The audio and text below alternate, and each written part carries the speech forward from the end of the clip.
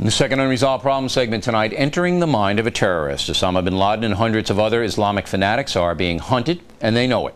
So what's their next move? Joining us now from Washington is terrorism expert Steve Emerson, Executive Director of the Investigative Project. All right, so now the Taliban, the last dispatch we got, they are thinking about, very seriously we understand, turning Bin Laden over to not to America, but to another country. So Bin Laden must know that, you know, his life is like hanging by a thread. What do you think he's doing, and what strategy would you employ if you were him?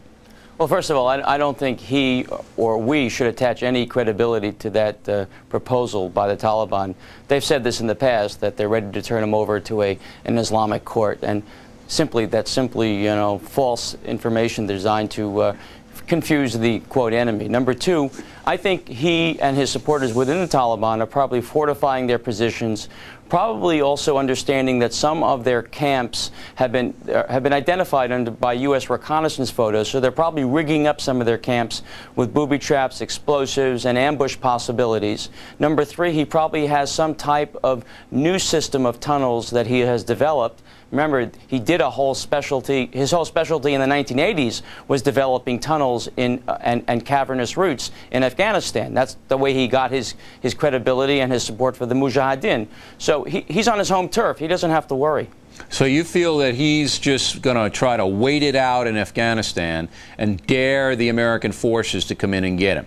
I think he wants American forces to come in, to tell you the truth, which doesn't mean we shouldn't go in. In fact, you know, I don't think we have an alternative. But for him, I think he's feeling, well, this is my turf. I know this like the back of my hand. I defeated the Soviets, and now I'm going to defeat the Americans on my turf. And, you know, frankly, he does have the upper edge here. All right. Now, I said yesterday on this broadcast that if I were going to if I were in charge of the military operation, I wouldn't send ground troops in, at least not right away. But I would ruin the infrastructure of Afghanistan, which is primitive, as you know. It's only a few, and I would starve them, and then reinforce the guerrilla movement up in the north, in the hopes that the people themselves would throw this Taliban government out, because I understand the support for this government is not that strong. Well, you know, that's a possibility of a scenario being envisioned, but frankly, I don't think the Taliban, like the Iranian Revolutionary Guards, care at all whether their people starve or not. I mean, I think they're totally unresponsive.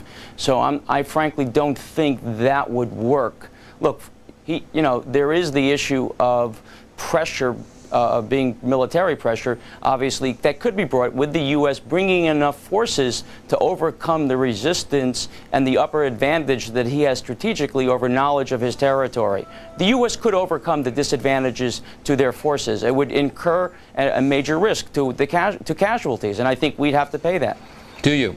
So you would send in major ground forces to try to take these guys out, because you still don't know if you're going to catch Bin Laden in his tunnels or wherever he is, because it's very hard to catch anybody in a country like that. You know that. It's very, very impossible to predict anything. And frankly, you know, your assessment is right.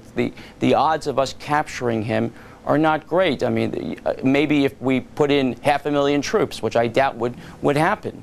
But don't we send a message by leveling the Taliban government and making that country pretty much inoperable?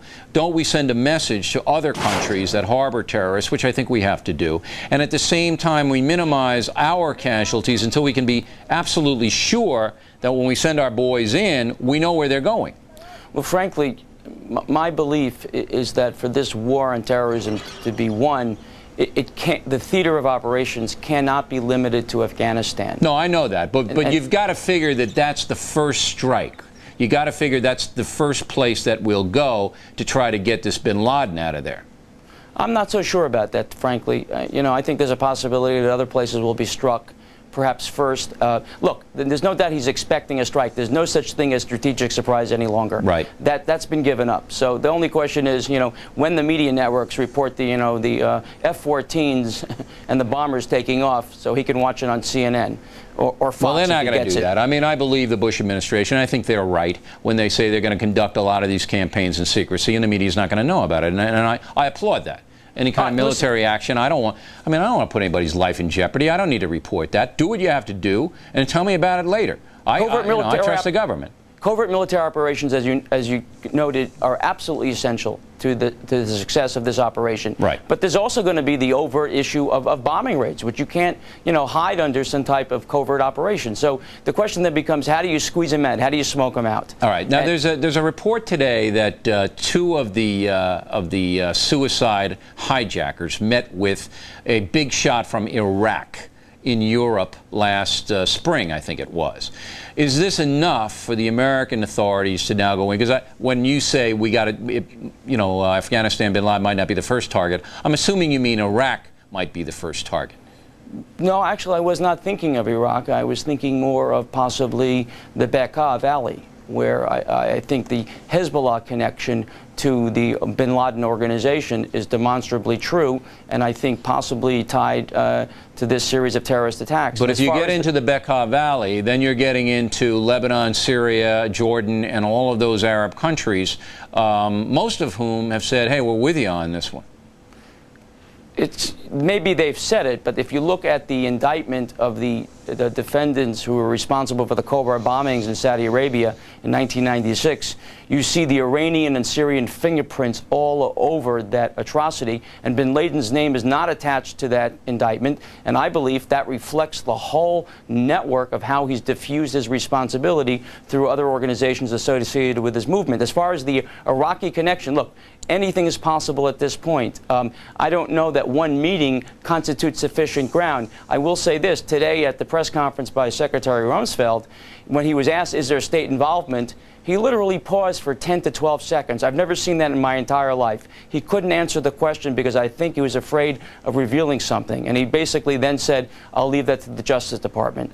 They actually have information. I'm not privy to it, but they do have additional information. And you know that how? I know they have additional information from other people that I've spoken to this afternoon. They would not tell me what that information was, but it's an extra piece of intelligence that seemingly confirms the involvement of other organizations or a state. In the World Trade Center Pentagon situation? That's correct. And it's outside of Osama Bin Laden?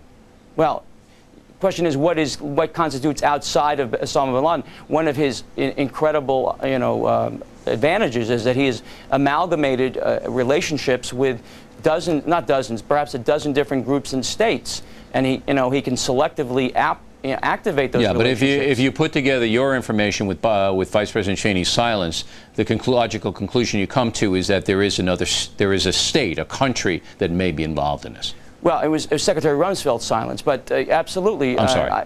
I think that the evidence is clearly pointing to the relationship and the involvement, participation of another state. But they'll have to sell that, I think. I don't think they can just take action against a state without selling it, at least to our primary allies. Listen, the whole notion of selling it is going to be sold to the American public, as well as to the allies, as well as to our, our Arab allies. And it's not going to be easy selling, bombing the notion of the area of Afghanistan, but we have to do it. And as a I don't think it's going to be hard in America. I think you're going to have most Americans behind you wherever you want to go, as long as you have evidence to back it up. I think the Americans will say, go get them. I agree about that, but I think that one of the things holding back the president is, of course, the reaction he feels might be engendered, the negative reaction in the Arab world. Yeah, and sure. He doesn't want a jihad. He wants to do it right, and he should. It's an unbelievably complicated situation, Mr. Emerson. I hope you'll return to the factor, because we're going to continue reporting on this, and we appreciate your time tonight very much. Sure. Next, Jerry Falwell caused a major uproar by saying God was punishing America. He has now apologized, but have his comments cripple the religious right.